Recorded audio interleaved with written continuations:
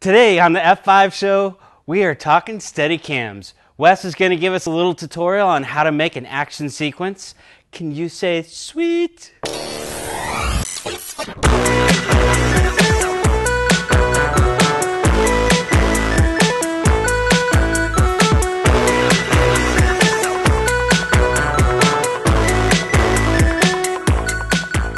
Today we're going to be talking Steadycams. We're going to do a review on the Flycam 5000, and we're going to talk about different styles of Steadycams and what they do exactly. So I put together a little video. Check it out. We'll be right back. So we're going to be looking at some Steadycams, and just wanted to take a couple clips off the internet and show you some in action. These are obviously some higher-end Steadycams, and these are body-mounted, where you wear a vest and you have an arm that actually gives you a lot more control, a lot more stability, and you can wear it a lot longer. You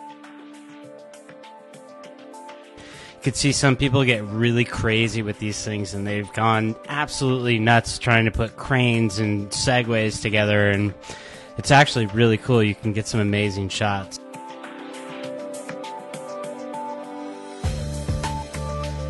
So I just want to show you one more that's kind of a professional one. Wes, dang it. What is that, a lamp arm? Dude, quit messing with my edits, would you? Anyway, there's these smaller ones, and we've got a little commercial that I thought was funny. Watch this. This man wears Nike.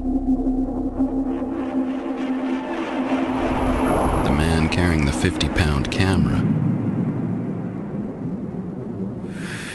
wears Adidas.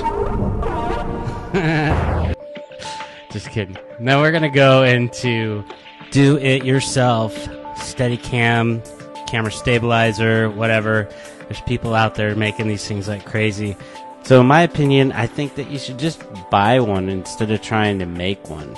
They're affordable enough, and when you make them yourself, your trial and error and all the bits and pieces that you have to put together and buy, it seems like it's just worth it to purchase one that's already put together and you know is going to work for you. Plus, you don't really want to show up to a job that you want to look professional at with something that looks like you made at home. So we went ahead and did that, and it seemed to work out really well for us, and we're pretty happy about it. And then you've got your gun stock style of shooting. This guy has got it figured out. He's a hunter. You can tell just by the way he's holding that thing, and he's pointing it around. And this guy saved a whole bunch of money by using his own gun stock, and he's got a viewfinder on there that's probably like a Z finder or something. It's got a 20 times zoom, and you can focus it. I don't know, I think it's a pretty good deal. He probably saved a ton of money. Wes must have done a little editing for me or something. I don't know what that first shot was with the lamp thing, but I don't know. The last guy, he had it figured out. That thing looked cool. I wonder where you get one of those, or if you just have to make it yourself. Anyways, let's talk about this Flycam 5000 real quick. This thing is super cool. We had so much fun using this. I got it. We wanted to do a little side-by-side comparison, so I had Wes running through the parking lot, and he was jumping over stuff, and I was running as fast as I could to try to keep up with him. And I've seen videos where they do side-by-side comparisons, and it's like the guy with the handheld shot is purposely shaking his camera, trying to make it look like, you know, super shaky so the Steadicam looks better. I really, really did try as hard as I could to run with the camera, keep it as steady as I could, and then I did the best job I could do as well with the Flycam. You can see there's a huge difference, so I think this thing is really amazing. After we did that, basically, we went out and we shot a little short film. Super easy to use. It was about a 10-minute setup altogether. It's you know, it's really well balanced, and it was fun and easy to use. Like I said, the only thing I didn't really like about it was I wish that the grip had a little stop right here so that my hand wouldn't slip up and get caught in the gimbal. It doesn't feel very good. And this little mount right here, I thought this should be made out of metal. It's just plastic, and it holds the weights on the bottom, and it seems to me that if those weights fell off, it could be tragic.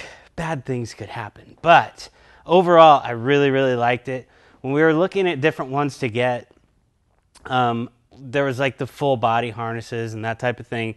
We decided not to get those because we don't feel like we're going to be using this thing long enough to the point where we can't handle just holding it like this. So we didn't get that one. We went to ImageWest.tv and we found this one. It was only $289.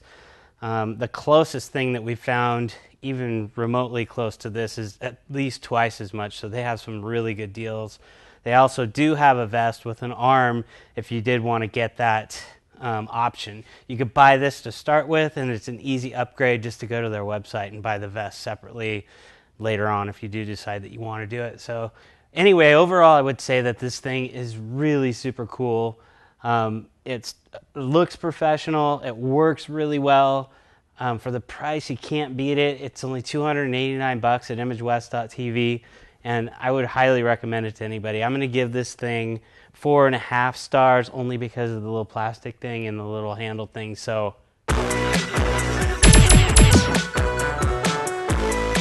we went ahead and made a little short film with the Steadicam. Every shot that is shot in this film is filmed with the Steadicam.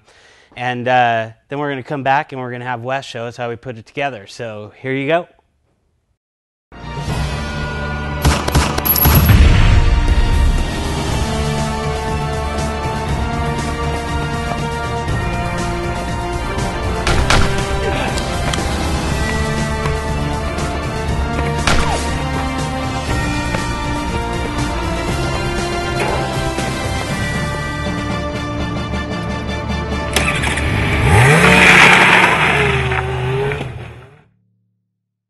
Hey guys, welcome to our editing room. I'm going to be showing you how we put together that little action scene over on the computer.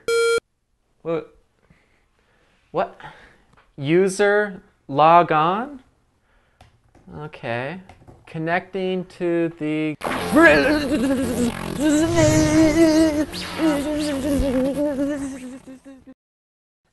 Okay, I know what you guys are all thinking. There's no way you should start a tutorial off with an effect like that, because eventually you're going to have to do a tutorial on the tutorial, and if that tutorial had another effect in it, you'd have to do a tutorial on that tutorial, and then we'd be all stuck in this endless loop of tutorials on tutorials, and then we wouldn't be able to do anything besides tutorials. So we're just going to skip that part and go right into how we did the post-production on this little action sequence. What I like to do is actually start with the audio, the music first, because there's going to be some shots where you actually want to kind of like time it with the music or the audio. And one place I really like is called audiojungle.net. And this is kind of like an online marketplace that people sell and make their own music, and then it's sold at a royalty-free license for a pretty decent price. Now, once you get your audio in your favorite editing system, and it doesn't really matter which one you use, because you know, all the editing systems are basically the same, except for Premiere, it's better. And then you want to cut your clips so that, you know, it's pretty short little shots here and there. It's pretty high pace action scene. What's also really important, though, is your character. Your character needs to have a clear motivation, clear story. This character, as you can tell, is a young millionaire who inherited the majority of the shares from his father's technology company in the Bay Area. One thing I love between After Effects and Premiere is if we're going to add our little explosion to our first clip, copy it, bring it over to After Effects, and create a new composition, paste it, and you already have your clip all set up for you. Pretty nice workflow, huh? And then what we did is, you know, we're going to have gunshots and some explosions, and we all need is to kind of act like it's in the scene, so we need to track this. The best way I found out to track this is to use Mocha that comes with either CS4 or CS5. As you can see, what we did in Mocha was that we knew our fire explosion was going to be somewhere behind this wall right here, so we added this spline to track this area of the wall.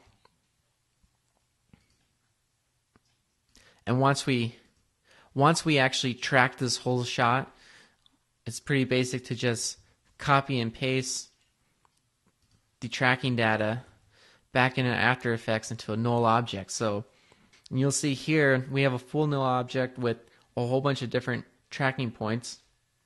And what you want to do is take your explosions and your gunshots and your effects that, you know, are going to be in the scene for more than one frame, and you want to parent them to that object.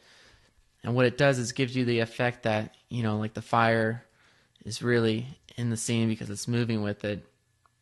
And one thing we did on this scene is we matted out the wall, which is actually, I don't know which layer it is, but that's actually a really good tip.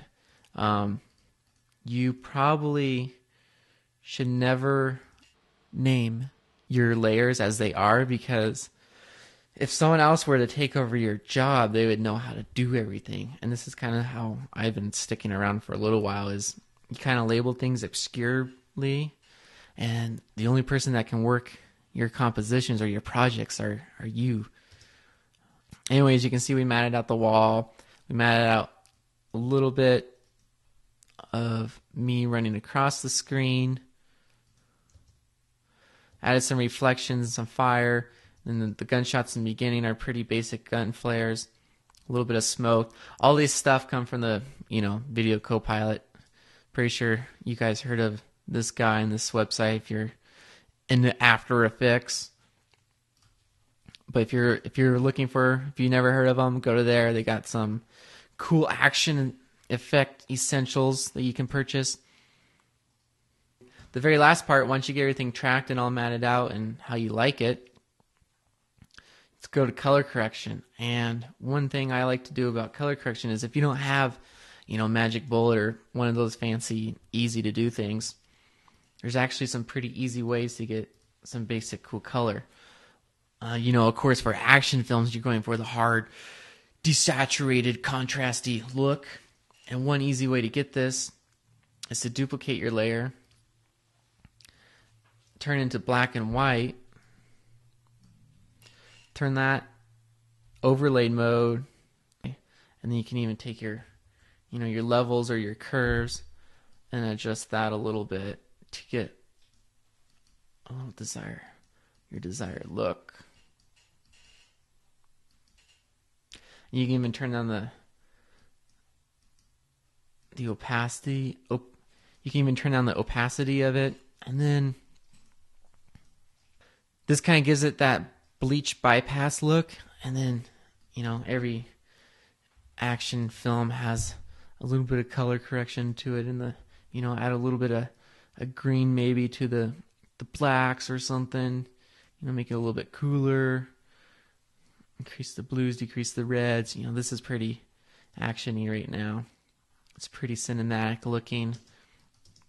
And also, with this little overlay technique, you can always add some diffusion to your footage pretty easily just by, blurring out that top layer. Gives it that diffused look. Might be interesting. Play around with that. So yeah, that's basically it. Put it together in Premiere, get some cool sound effects, have your little effects that you can mix together in After Effects. Use Mocha to track it. It's pretty easy. Put it all together, composite it so your lights look good, all the reflections and all the little details are somewhat there, and you have a little cool action scene. Thank you for watching the F5 show. Yeah, hopefully you learned a little something about Steadycams. I know you probably didn't know they could do that, but yeah, and then Wes has added on the action sequence. I hope you like that too. I haven't seen him since he did that, so I don't know where he is, but anyway, thanks for watching. See you next time. Oh, it's cold in here.